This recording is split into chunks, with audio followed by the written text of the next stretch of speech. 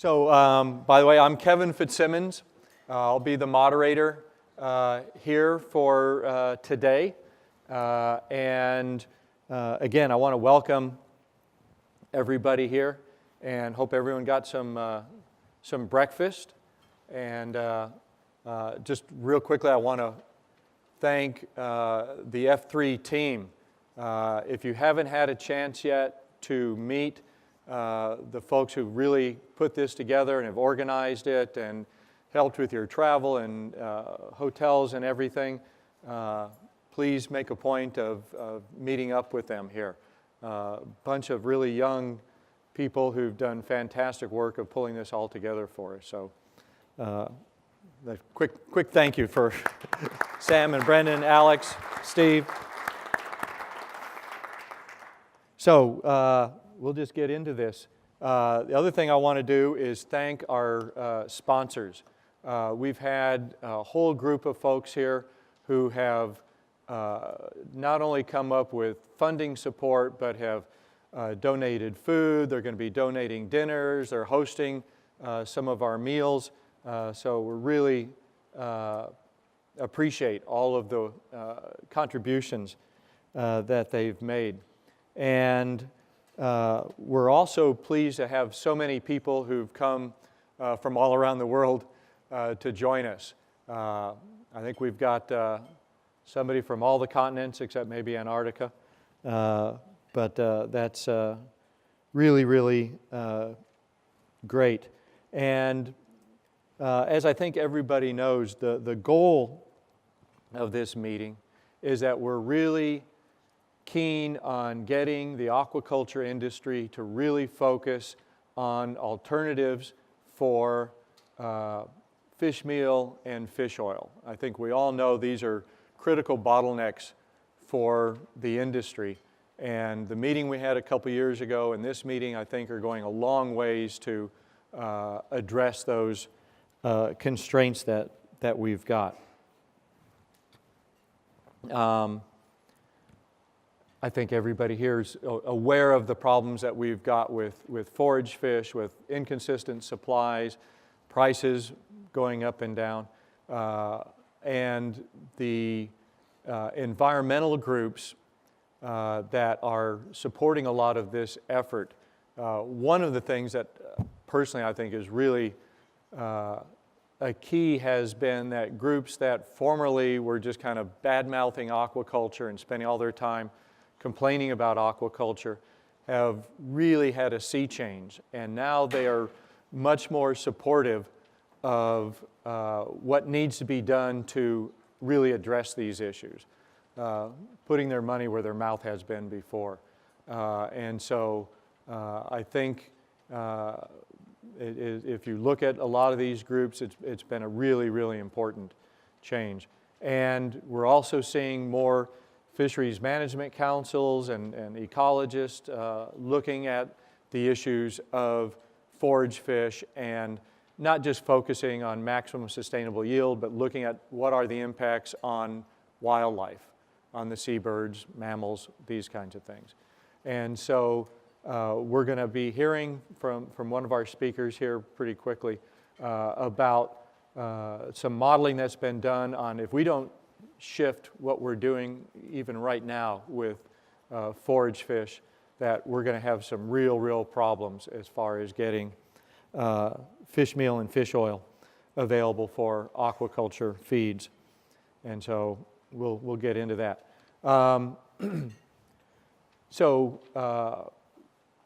As I said, we're really looking at accelerating the alternatives, the replacement of fish meal, fish oil. The F3 prize, we had one for fish meal replacement a couple years ago. Currently, we have the fish oil contest, which I'm sure most of you know about. So we're trying to encourage that with a prize. And then this meeting, which is obviously allied to that, and here we're really trying to get the networking going on between all of you because we recognize that these are the key players. These are the people who are most important of getting the innovation and getting it applied into aqua feeds. The fish meal replacements, the fish oil replacements. You folks are the leaders on this, and so this is why we're trying to get everybody together. And what we found last time when we had this meeting was bringing the innovators together with the feed companies, some of the big farming companies, and some of the big seafood buyers, having the investors in the room with you is really key, because that's the grease that's going to make this work, to help the innovative companies, help the entrepreneurs get that extra round of financing they need to scale up to the point that the big feed companies really need. And so we really encourage you guys to meet with some of the investors, discuss where everybody could come together. That's the Silicon Valley way. So that's obviously why we're meeting here. So I forget if this was Steve or Alex who showed me this a couple nights ago. This is just a graphic showing scientific publications in recent years and the vast increase that's happened in just the last few years of scientific articles addressing fish meal, fish oil replacements. It's something that scientific community has been working on, and again, one of our goals is to help get that information, peer-reviewed scientific data, out into the hands of the people who really can use this, really do something with it. And the vast increase we're just thrilled about and like to see that continue, because it's all really good information that the industry needs to be aware of. So real quickly, just what we're doing here is organizing here each day, kind of a theme. For today, we really want to introduce some of these innovations, some of the new ingredients, synthetic biology that's driving some of this, and then introduce some of the financing investor type folks. And then tomorrow, what we're going to be doing is showcasing especially some of the F3 oil companies, what they're doing, recognizing how critical the fish oil and the fish oil replacements, alternatives are for the industry, both from the cost standpoint, the economics, but more long-term, how are we going to supply this without forage fishes. And then on day 3, we've got the large feed companies, the aqua feed farm companies that will be sharing their perspective with us. And then the end of the day will be the buyers, because we all know that it's critical as we look at alternatives for fish oil that we still keep our polyunsaturated fatty acids. We've got to have the omega-3s in there because we don't want to change the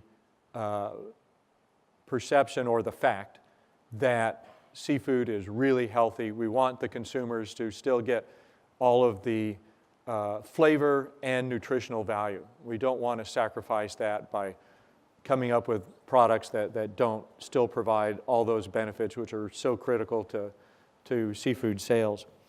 And then the 4th day is going to be much more for networking. So any networking you didn't finish in the first couple days, please use that to that day when you'll be out traveling to be able to finish up some of the things that you didn't get done earlier. So one of the things I also want to mention is we've got Tom Gruber here joining us, and Tom was the leader, co-founder with the Siri on the iPhone, but was really critical on bringing the artificial intelligence part of that along with the mechanics of how it works. So we're really thrilled to have him joining us. Okay, so yeah, again, we really encourage everybody to have their name tags and recognize that we've got some of the information on tables and buses and everything there. So please don't forget it, leave it in your room. Otherwise, we're going to have to go back to our spreadsheets and find all that information for you. We're going to go really quickly on speakers, and so we're going to be kind of hardcore about it and flash you 2 minute, 1 minute, red light, you're done kind of thing. So please stick to the speaking limits. At 2:30, we're going to have a small ingredient fair. So early on, you'll be getting a chance to talk with some of the different innovators, some of the new products out there. If anybody has any other samples or cut sheets or information they would like to do, please get together with one of the F3 team members and they'll get it set up with a table over there if we haven't already done that. The registration desk out front here, we'll have people there from 7:30 to 4:30 each day. We've got, if you need email that would go to the whole team, you can just use it at the F3 meeting. We also have this Hova or Hova meeting app, which works really well. So please download the app if you haven't already. I think you'll find it really useful. Okay, and so that's what it'll look like if you get it from the App Store for Google or Apple. Okay, and then just another quick reminder, antitrust law, I think everybody's aware of this, but just as a reminder, because we do have so many of the key industry people here, just be aware of not getting into trouble here with discussion of prices or anything. And the other thing, this is something I had just heard recently, Chatham House rules, which I wasn't aware of that it actually had a name, but basically the intent here is that this is all open discussion, but that if you're going to be writing or publishing something or even discussing it with friends, you're more than welcome to talk about general themes, all this kind of thing. But if you're going to try to quote somebody directly, Chatham says you don't do that unless you're talking with on the record for something. Otherwise, it's all open discussion. Feel free to talk about the themes and what things were being said, but not personal attributions. Okay?